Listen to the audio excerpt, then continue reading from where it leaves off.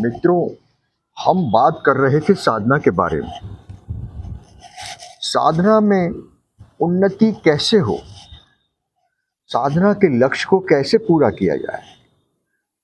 किसी भी प्रकार की साधना अगर हम कर रहे हैं, चाहे वो माँ सरस्वती की साधना हो, माँ बगलामुखी की साधना हो, माँ दुर्गा की साधना हो, माँ काली की साधना हो, भैरव जी की साधना हो, तांत्रिक साधना हो, भक्ति मार्ग में साधना हो, किसी भी प्रकार की यदि साधना को हम पूर्ण होना देखना चाहते हैं, हम उस परम लक्ष्य को प्राप्त कर लें, तो ये बहुत बड़े सौभाग्य की बात है।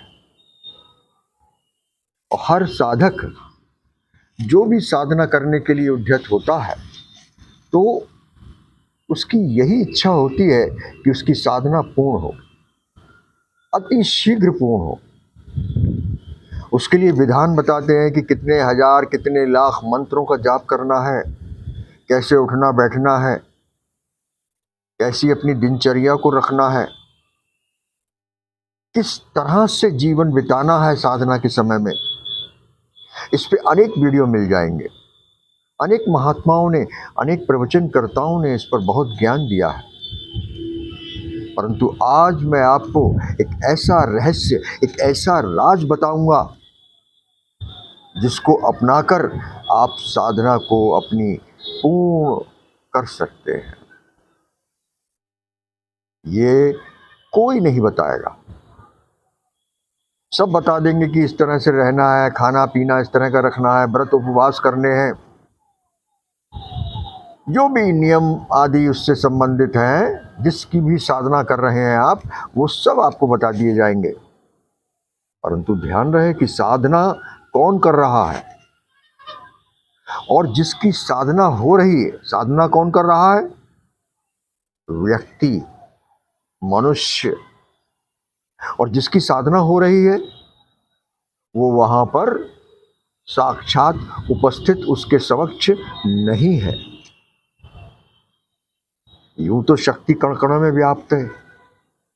हर शक्ति हर रूप में, हर अपने आयाम में मौजूद है। लेकिन साधक को साधना किस बात की करनी है? कि वो आत्मसात कर सके, उस शक्ति का साक्षात्कार कर सके। और साक्षात्कार को करने के लिए बहुत बहुत नियम, बहुत बहुत तरीके, और रात दिन लग के भी साधना पूर्ण नहीं होती। बहुत तरीके अपनाए जाएं, बहुत विधि विधान किए जाएं, कितनी भी सावधानियां बरती जाएं, पर साधकों की साधना पूर्ण नहीं होती। क्या कारण है? मैं आपको उसका रहस्य बताता हूं। हम जिस किसी की भी साधना कर रहे हैं, जिस शक्ति की साधना कर रहे हैं, तो हमें उस शक्ति में पूर्ण विश्वास होना चाहिए। उस शक्ति पर हम समर्पित हों, उस शक्ति के प्रति हमारा भाव उच्च कोटि का हो, महान भाव हो। हम बिल्कुल इस तरह से उस शक्ति के समक्ष रहें जैसे यही हमारे लिए सर्वोच्च है, यही हमारा सब कुछ करेगी। उस शक्ति के प्रति पूर्ण विश्वास होना और उस पर आधारित होना। अब बहुत साधकों से जब बात होती है तो कहते हैं, नहीं महाराज, हमें तो अगर विश्वास नहीं होता तो हम साधना करते ही क्यों? हमें शक्ति में बहुत विश्वास है और इसीलिए हम आगे उद्यत हुए हैं कि उस शक्ति की हम पर कृपा हो, वो शक्ति सदैव हमारे साथ रहे, इसलिए हमने साधना मार्ग को चुना है। तो मैं इसको एक छोटे से उदाहरण से समझाता हूँ। एक बार 8-10 मंजिल ऊंची इमारतों के, एक इमारत इधर एक इमारत इधर, उस 10 मंजिल इमारतों के बीच में एक लोहे का रस्सा बंधा हुआ है। दो इमारतें हैं, एक इधर, और उन दोनों इमारतों के बीच में एक लोहे का रस्सा बंधा हुआ है। और उस लोहे के रस्से पर एक बड़ा सा डंडा लेकर एक बाजीगर, एक कलाकार, गांव का एक व्यक्ति, वो दम साधे और डंडे के सहारे अपना बैलेंस बनाता हुआ एक बिल्डिंग से उसकी ऊपर चलना शुरू कर देता है, उस रस्से के ऊपर चलना शुरू करता है। और उसने अपने कंधे पर अपने 8 साल के बेटे को भी बिठा लिया है। कितना सबसे ज्यादा खतरनाक, और कहना चाहिए कि रिस्की, कि कब बच्चा गिर जाए। चलो खुद तो गिरेगा, संभाल लेगा, बड़ा है, लेकिन उसने अपने बालक को भी अपने कंधे पर बैठा रखा है और वो बड़े कुशलता से धीमे धीमे धीमे धीमे उस डंडे की सहायता से पग बढ़ाता हुआ आगे बढ़ रहा है। और नीचे हजारों की भीड़ इकट्ठी हो गई, उस कौतुक को देख रही है। वो धीरे धीरे सधे हुए कदमों से आगे बढ़ रहा है। और बढ़ते बढ़ते धीरे धीरे उस डंडे के बैलेंस को करते हुए वो एक बिल्डिंग से दूसरी बिल्डिंग उस तार के ऊपर चलता हुआ चला जाता है। नीचे जोर की तालियां बजती हैं। अब वो कलाकार नीचे उतर आता है भीड़ के बीच में। भीड़ उसको जैसे मानो अपने कंधे को उठाने को आतुर हो, उसकी वाह वाह हो रही है, तालियां बज रही हैं, लोग उसके साथ में फोटो खिंचवा रहे हैं। अब वो डुगडुगी बजाता है और सबको संबोधित करता है। कहता है कि भाइयों, क्या आपको ये विश्वास है कि मैं दोबारा भी अगर इस रस्सी पर चलूं तो एक बिल्डिंग से दूसरी बिल्डिंग पर पहुंच सकता हूं? सबने एक स्वर में कहा, हाँ हाँ, क्यों नहीं, क्यों नहीं, क्यों नहीं। अभी तो हमने देखा है, अभी तो हमने जाना है, तुम बहुत कुशल कलाकार हो, तुमने ये बहुत रिस्की काम किया, पर तुम बहुत सधे हुए और बहुत मजे हुए हो, तुम बहुत अनुभवी हो। हम बिल्कुल पक्का यकीन है, कह सकते हैं कि तुम एक बार नहीं अनेक बार इस रस्सी पर चल सकते हो। तो उन्होंने कहा, भाइयों, मैंने अभी अपने बच्चे को अपने कंधे पर बिठाया, क्या आप में से कोई भी अपने बच्चे को मुझे दे सकता है कि मैं उस बच्चे को कंधे पर बैठाकर एक तरफ से दूसरी तरफ रास्ता पार कर लूं, ये कार्यक्रम आपको दिखाऊं? आप लोगों में से कोई एक व्यक्ति ऐसा है जो अपने बच्चे को मुझे सौंप दे? अब भीड़ में जिन लोगों के पास उंगली पकड़े हुए बच्चे थे, छोटे छोटे बच्चे थे, ये बच्चे भी इकट्ठे हो गए थे, वो सहम गए, वो घबरा गए। सबके मुंह पर ताला लग गया। उन्होंने कहा, क्या हुआ भाइयों, क्या आपको यकीन नहीं कि मैं एक तरफ से चलूं और दूसरी तरफ पहुंच जाऊं? बोले, नहीं नहीं, हमें यकीन है, हमें बिल्कुल पक्का भरोसा है। बोले, नहीं, अगर भरोसा होता, अगर आप बिल्कुल मुझ पर भरोसा करते, आपने देखा, आपको विश्वास भी हुआ और विश्वास है, पर पूर्ण भरोसा नहीं है, आप अपनी औलाद को देने में मुझे सकुचा रहे हैं। कोई भी आप लोगों में से, भीड़ में से, अपना बच्चा देने को मुझे तैयार नहीं हो रहा है। क्यों नहीं हो रहा है? कि आपको विश्वास तो है कि मैं ये काम कर दूंगा, पर भरोसा नहीं है कि पता नहीं हमारा बच्चा गिर जाए, टपक जाए, जान से चली जाए, उसकी जिंदगी चली जाए। उसी प्रकार हमारा शक्ति के प्रति, भगवान के प्रति ऐसा ही विश्वास है कि हम देखते हैं रोजमर्रा के काम में कि जो ही है वही है, वही जो राम रच रखा वही हो रहा है, सब कुछ हो रहा है, हम कुछ नहीं कर रहे हैं, सारे कार्यक्रम शक्ति करा रही है।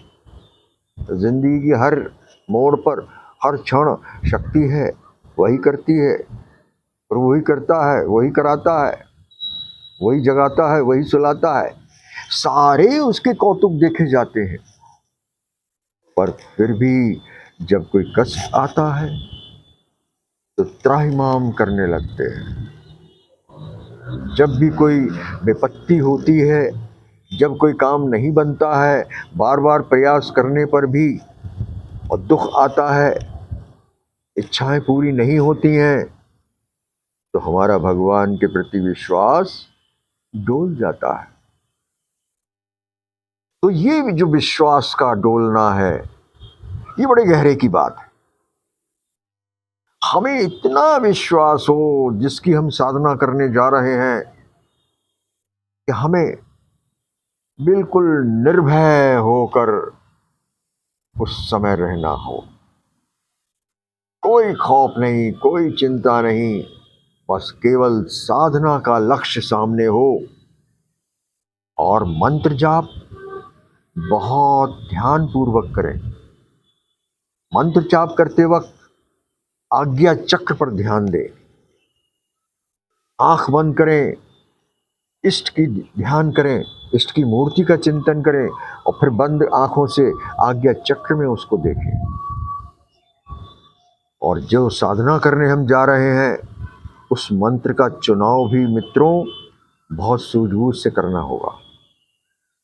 मंत्र यदि जागृत नहीं है तो कितना ही हम जप लें, कितना ही हम जप लें, इस मुंह से अनावश्यक इधर उधर की बातें होती ही रहती हैं। अनर्गल बातों में ये वाणी लगी हुई है, और इसी वाणी के जप से हम चाहते हैं कि साधना की सिद्धि हो, भगवान प्रसन्न हो, हमारी प्रार्थनाएं सुनी जाएं। नहीं, ये संभव नहीं है। इससे हम इतना लोगों की चिंतना करते हैं, इतनी बुराइयां करते हैं, इतना उनका गुणगान बखान करते हैं, अवगुणों का गान करते हैं, ये वाणी हमारी दूषित रहती है। वाणी में शुद्धता नहीं है, अनावश्यक झूठ बोलते रहते हैं, और चिंतन तो हमारा जो है वो बिल्कुल शुद्ध नहीं है। भाई साधना क्या है? साधना में जो लक्ष्य है, जो भी इष्ट है, जिसकी भी साधना हो रही है, वो हमने देखा तो नहीं है, लेकिन हमारे मन में उसकी छवि बन गई, और हमने उसके मंत्र को लेकर जाप शुरू किया, ध्यान शुरू किया, और साधना का मार्ग चुना। तो ऐसे ही जब हम जीवित लोगों के बारे में चिंतना करते हैं, उनके अवगुणों का बखान करते हैं, बार बार वही चर्चाएं करते रहते हैं, और पूरा दिन में अनेक अवसरों पर हम लगातार किसी न किसी बात पे अपनी प्रतिक्रियाएं देते हैं, तो फिर साधना में हमारी शक्ति कमजोर हो जाएगी,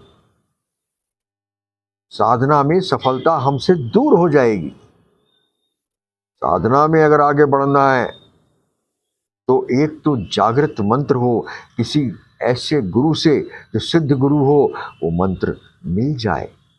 जिस भी इष्ट का, बगलामुखी मैया का करना है, राम जी का करना है, कृष्ण जी का करना है, राधा जी का करना है, दुर्गा जी का करना है, जिस इष्ट की साधना करनी है, उसका चैतन्य मंत्र यदि हमको मिल जाए सदगुरु से, जागृत हो जो मंत्र, तो बहुत जल्दी हमारे अंदर कुंडलिनी की क्रिया शुरू हो जाती है। प्रत्येक व्यक्ति के अंदर वो शक्ति सोई हुई है, तो वो शक्ति को जगाना भी हमें साथ में है। तो मंत्र जाप हमारा इतना हो कि वो शक्ति भी जागे, शुद्धता भी आए, और हमारा मन सही दिशा में आगे बढ़ता रहे। तो मित्रों, मैं बड़ी जल्दी आपसे अगली वीडियो में बहुत सी बातें बताऊंगा कि साधना के मार्ग में हमें और क्या करना चाहिए, आज्ञा चक्र तक हम कैसे पहुंचे, तो यदि आपने पहली बार मेरे वीडियो को देखा है तो कृपया आप इसको सब्सक्राइब कर लें, लाइक करें, पसंद आए तब लाइक करें। मैं आपसे बहुत ऐसी बातें करना चाहता हूँ जो साधना में बहुत ज़रूरी है और बहुत सरल है। हम सन्यासी तो हैं नहीं कि हमने अपना घर बार त्यागा हुआ है और कहीं चले गए हैं पहाड़ों पर और कहीं और ऐसे आश्रम में रह रहे हैं कि बस वही काम है। और जिनको वही काम है, कुछ नहीं करना है, उनको भी मैंने देखा है कि उन्होंने भी बहुत से काम आश्रम के ओढ़ लिए हैं। वे भी आश्रम में और दूसरे लोग जो रहते हैं, गुरु भाई बहन, उनकी बुराई करते रहते हैं। तो सन्यासी हम हैं नहीं, हमारा जीवन गृहस्थ जीवन है। तो गृहस्थ जीवन में अनेकों कामों से हम घिरे हुए हैं। मन भी हमारा तमाम चिंताओं में डूबता है, उतराता है। तो यदि सद्गुरु मिल जाए, कुंडलनी जाग जाए, तो साधना की पूर्णता बहुत शीघ्र होती है। धन्यवाद मित्रों, मैं आपसे शीघ्र मिलूंगा।